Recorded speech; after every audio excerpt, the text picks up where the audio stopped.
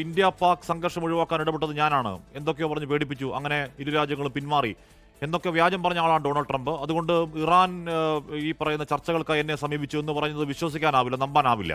അതേസമയം Ali Larijani പറയുന്നുണ്ട് അമേരിക്കയുമായി ഏതെങ്കിലും തരത്തിലുള്ള ചർച്ചകൾക്ക് ഞങ്ങളില്ല, അത്തരം വാർത്തകൾ അടിസ്ഥാനരഹിതമാണ്, വ്യാജമാണെന്ന് പറയുന്നു. എന്തായാലും ഒരു കാര്യം ഉറപ്പാണ്, ഏതെങ്കിലും തരത്തിൽ അങ്ങോട്ടും ഇങ്ങോട്ടുമുള്ള കടുത്ത ആക്രമണ പ്രത്യാക്രമണങ്ങൾ ആൾക്കാരുടെ ജീവനെടുത്ത് തുടരുമ്പോഴും ഏതെങ്കിലും തരത്തിൽ സമാധാനത്തിന്റെ നേരിയ സൂചന പോലും എവിടെയും ഇല്ല. James sir.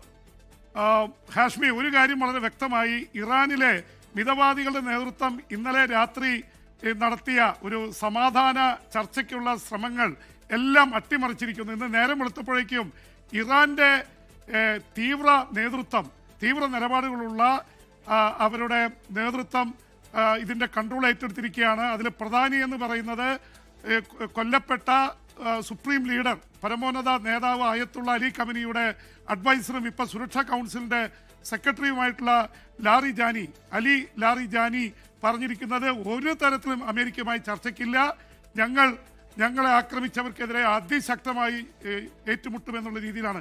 അതിനുശേഷമാണ് ഇപ്പോൾ ഈ ഗൾഫ് രാജ്യങ്ങളിലെ പ്രധാനപ്പെട്ട കേന്ദ്രങ്ങളിലേക്കൊക്കെ ആക്രമണം നടന്നുകൊണ്ടിരിക്കുന്നത്.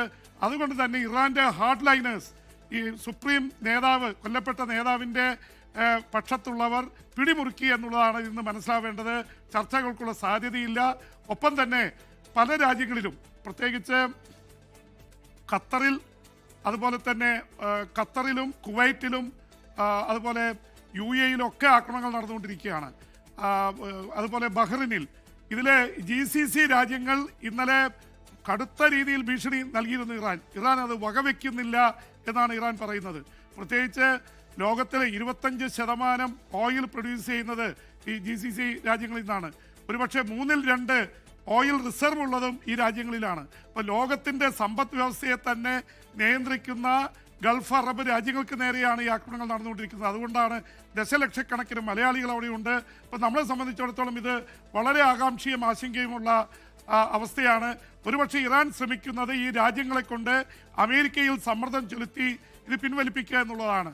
അതുകൊണ്ടാണ് കുവൈറ്റിൽ ഉപയോഗിച്ചിരിക്കുന്നത് 300ഓളം ഡ്രോണുകളും ഏതാണ്ട് 100ഓളം മിസൈലുകളുമാണ്. അതൊക്കെ താഴെ ഇട്ടു എന്നുള്ളത് ശരിയാണ്, പക്ഷെ ഒരു മരണം റിപ്പോർട്ട് ചെയ്തിട്ടുണ്ട്. ജെയിംസ് സാർ, ട്രംപ് പറഞ്ഞത് ഈ ഇറാന്റെ പ്രധാന സൈനിക കേന്ദ്രം ആക്രമിച്ചു, പാമ്പിന്റെ പത്തി തകർത്തു എന്നുള്ളതാണ്. അങ്ങനെ പത്തി തകർന്നെങ്കിൽ എങ്ങനെയാണ് ഇറാൻ ഈ പറയുന്ന രാജ്യങ്ങളിലെ അമേരിക്കൻ എയർബേസുകളിലേക്കും എംബസികളിലേക്കും ഇസ്രയേലും ഒക്കെ ഇപ്പോഴും എങ്ങനെയാണോ ഇന്നലെ മിനിഞ്ഞാന്നൊക്കെ ഡ്രോണുകളും ബാലിസ്റ്റിക് മിസൈലുകളും പൊക്കൊണ്ടിരുന്നത് അതേപോലെ അയക്കാൻ കഴിയുന്നത്, അസമാധാനവും അക്രമവും ഉണ്ടാക്കാൻ കഴിയുന്നത്? ട്രംപ് ഇന്ന് രാവിലെ നടത്തിയ ഒരു കാര്യത്തിൽ 4 ആഴ്ചയോളം യുദ്ധം നീണ്ടുപോകും, ഇറാൻ വലിയ രാജ്യമാണ്, അതിനെ നേരിടാൻ സമയം വേണ്ടി വരുമെന്ന് പറഞ്ഞിരിക്കുന്നു. അതിന് പുറകെയാണ് പറഞ്ഞത് അവിടുത്തെ നാവൽ സെന്റർ, മുഖ്യ ആസ്ഥാനം തകർത്തു, ഈ പറഞ്ഞ പോലെ പാമ്പിന്റെ തലയറുത്തു. പക്ഷെ യഥാർത്ഥത്തിൽ പാമ്പിന്റെ തലയറുത്തു എന്ന് പറഞ്ഞ് ഇറാനെ കൂടുതൽ പ്രകോപിപ്പിക്കുകയും അവര് കൂടുതൽ പ്രഷർ ഇടുന്ന രീതിയിൽ ആക്രമണത്തിലേക്ക് തിരിയുകയാണ് ചെയ്തിരിക്കുന്നത്. ഇപ്പോൾ ഞാൻ സംസാരിച്ചുകൊണ്ടിരിക്കുമ്പോൾ തന്നെ ഇസ്രായേലിലേക്ക് ഇറാന്റെ ആക്രമണം നടക്കുന്നു. ഇറാനിലേക്ക് അതിനേക്കാൾ ശക്തിയായിട്ട് ഇസ്രായേലും അമേരിക്കയും കൂടി ആക്രമിക്കുന്നു. ഇനി ആക്രമിച്ചാൽ എന്താ പറയുക, നിങ്ങൾക്ക് മരണമാണ് എന്നാണ് ട്രംപ് പറഞ്ഞത്. എന്തായാലും ഇറാനിലേക്ക് വലിയ ആക്രമണം നടക്കുന്നുണ്ട്. അവിടെ ഗാന്ധി ആശുപത്രിക്ക് നേരെ, അതുപോലെ തന്നെ പ്രധാനപ്പെട്ട ബാലിസ്റ്റിക് മിസൈൽ കേന്ദ്രങ്ങൾക്ക് നേരെ, മിലിറ്ററി ഇൻസ്റ്റലേഷൻസുകൾക്ക് നേരെ, സൈന്യത്തിന് നേരെയൊക്കെ വലിയ ആക്രമണം ഇറാന് നേരെ നടക്കുന്നുണ്ട്. ഇറാൻ തിരിച്ച് ആക്രമിക്കുന്നത് ഇസ്രായേലിലേക്കും അതുപോലെ തന്നെ പ്രധാനപ്പെട്ട ഗൾഫ് രാജ്യങ്ങളിലേക്കുമാണ്.